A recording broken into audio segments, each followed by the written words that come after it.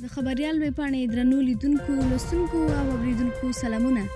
زه امینه زیم او تازه خبر دا دی چې د ولسمشر غني ټویټري پیغامونو په پاکستان کې سخته غوغا جوړه کړې ده. د پاکستان د بهرنیو چارو وزیر شاه محمود قریشي د ولسمشر ټویټونه د پاکستان په کورنیو چارو کې لاسوهنه بللې ده. قریشي په یوه خبره کړې اعلامیه کې ویلي چې دا ډول کړنې د دوو هیوادونو اړیکې زیانمنولی شي. د پاکستان د بهرنیو چارو وزیر په داسې وخت کې غبرګون ښودلی چې نن د نړۍ په لر او بر کې د پښتون ژغورنې غورځنګ د مخکښ مشر منظور پښتين د نیولو په غبرګون کې لاریونونه پلان شوي دي.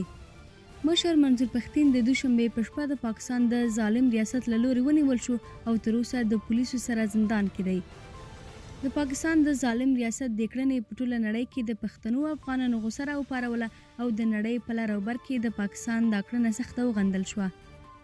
افغان ولسمشر غني د پاکستان د عمل په کلکه وغنده او د مشر منظور پښتين د بې قید او شرط خلاصون غوښتنه یې وکړه.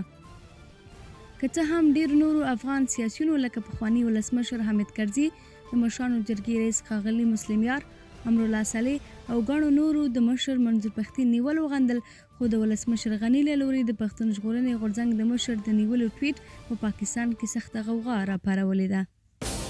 د ورځې پاتې مهم او وروستي خبرونه د خبریال پر بېلابېلو پتو موندلی شئ.